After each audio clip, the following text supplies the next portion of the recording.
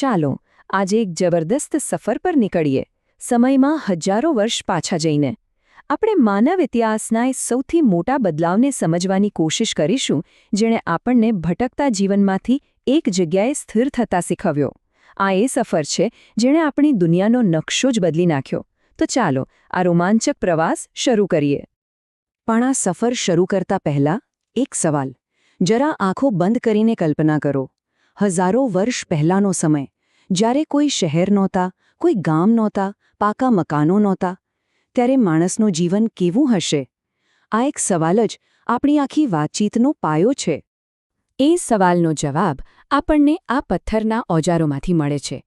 એ સમયે જીવનનો આધાર હતો શિકાર અને ખોરાક ભેગો કરવો. આદિમાનવો આવા ઓજારોનો ઉપયોગ પ્રાણીઓનો શિકાર કરવા માટે કરતા અને જંગલમાંથી જે કંઈ પણ ખાવાનું મળે, જેમ કે ફળો, કંદમૂળ, એ બધું એકઠું કરતા. બસ આ જ એમની જિંદગી હતી. તો આપણી કહાણીનો પહેલો અધ્યાય અહીંથી જ શરૂ થાય છે. આપણા પૂર્વજોનું ભટકતું જીવન. એક એવું જીવન જે સતત એક જગ્યાએથી બીજી જગ્યાએ ફરતું રહેતું. આવા લોકોને આપણે શિકારી સંગ્રાહક કહીએ છીએ. નામ પરથી જ ખબર પડી જાય. એમનું જીવન બસ બે જ કામ પર ચાલતું હતું: શિકાર કરવો અને ખાવાની વસ્તુઓ ભેગી કરવી. જ્યાં સુધી એક જગ્યાએ ખાવાનું મળે ત્યાં સુધી રહેવાનું, અને જેવું ખાવાનું ઓછું થાય એટલે તરત જ નવી જગ્યાની શોધમાં નીકળી પડવાનું. મતલબ કે એમનું જીવન સતત ચાલતું રહેતું. પેટ ભરવા માટે એ લોકો જંગલી પ્રાણીઓ, પક્ષીઓ અને માછલીઓનો શિકાર કરતા. સાથે સાથે જંગલમાંથી ફળ, ફૂલ, કંદમૂળ જે મળે એ બધું ભેગું કરતા. અને સ્વાભાવિક છે કે એક જગ્યાએથી ખાવાનું ખૂટી જાય એટલે આખો સમૂહ નવી જગ્યા શોધવા આગળ વધી જતો. પણ આ ભટકતા જીવનમાં પણ રાત્રે ક્યાંક તો રહેવું પડે ને. વરસાદ, ઠંડી અને જંગલી જાનવરોથી બચવા માટે એ લોકો આવી કુદરતી ગુફાઓમાં આશરો લેતા. આપણા મધ્યપ્રદેશમાં આવેલી ભીમબેટકાની ગુફાઓ આનું સૌથી મોટું ઉદાહરણ છે. એમના માટે આ એક કામચલાઉ ઘર જેવું હતું. અને પછી એક એવો સમય આવ્યો જ્યારે બધું બદલાઈ ગયું. આખી દુનિયાનું વાતાવરણ બદલાયું અને એની સાથે જ માણસના જીવવાની રીત પણ બદલાઈ ગઈ. અહીંથી આપણી કહાણી એક નવો જ વળાંક લે છે. આ મોટા બદલાવની શરૂઆત થઈ હતી આજથી લગભગ 12,000 વર્ષ પહેલાં.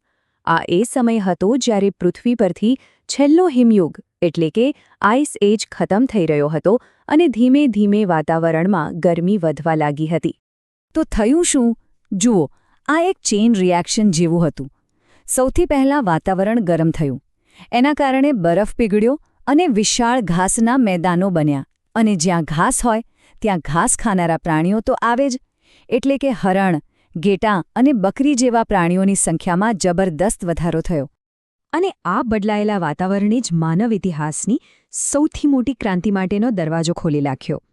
હવે આપણે એવા તબક્કામાં પહોંચીએ છીએ જ્યાં ખેતી અને પશુપાલનનો જન્મ થયો. થયું એવું કે આ નવા ઘાસના મેદાનોમાં ફરતી વખતે લોકોનું ધ્યાન કુદરતી રીતે ઉગી નીકળેલા ઘઉં અને જવ જેવા અનાજ પર ગયું.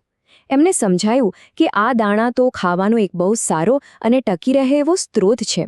આ એક નાનકડી શોધ હતી, પણ એના પરિણામો બહુ મોટા આવવાના હતા. આ ખાલી એક શોધ નહોતી, પણ એક નવી શરૂઆત હતી, જેને આપણે ડોમેસ્ટિકેશન કહીએ છીએ. એનો સીધો મતલબ એ છે કે હવે માણસો ખાલી ખોરાક શોધતા નહોતા, પણ એને જાતે ઉગાડતા શીખી રહ્યા હતા. એટલું જ નહીં, જંગલી પ્રાણીઓને પાળીને દૂધ અને માંસ જેવી વસ્તુઓ મેળવતા પણ શીખ્યા. આનાથી ખોરાકની ચિંતા ઘણી ઓછી થઈ ગઈ. તો હવે ચાલો એ કડીઓ જોડીએ કે ખેતી અને પશુપાલનને આ ભટકતા જીવનનો અંત કેવી રીતે લાવી દીધો અને કાયમી વસાહતોનો પાયો કેવી રીતે નાખ્યો. આની પાછળનું કારણ બહુ સીધું અને સરળ હતું. લોકોએ વિચાર્યું કે જો આપણે એક જ જગ્યાએ મહેનત કરીને આખા વર્ષ ચાલે એટલું અનાજ ઉગાડી શકીએ તો પછી ખોરાક માટે આમથી તેમ ભટકવાની જરૂર જ શું છે. બસ આ એક વિચારે જ સ્થાયી જીવનની શરૂઆત કરી દીધી. અને આ કોઈ કાલ્પનિક વાત નથી. આપણી પાસે આના નક્કર પુરાવા છે.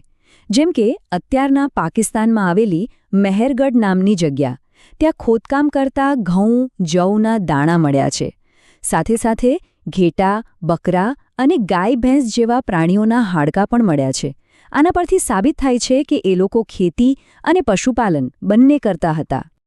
એ સમય કેવો હશે એ સમજવા માટે આ ચિત્ર જુઓ.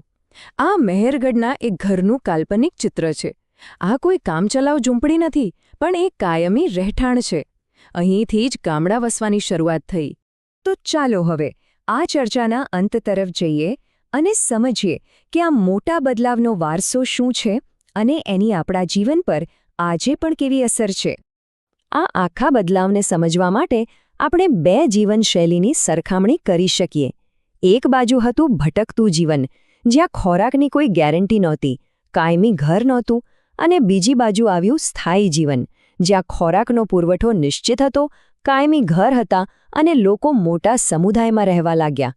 એટલે ખોરાક ભેગો કરવાથી માંડીને તેને જાતે ઉગાડવા સુધીનો આ જે બદલાવ હતો, એ માનવ ઇતિહાસની સૌથી મોટી ઘટનાઓમાંની એક છે. આ એ જ પાયો છે જેના પર આગળ જતા ગામડા બન્યા, શહેરો બન્યા અને આખી સભ્યતાનો વિકાસ થયો.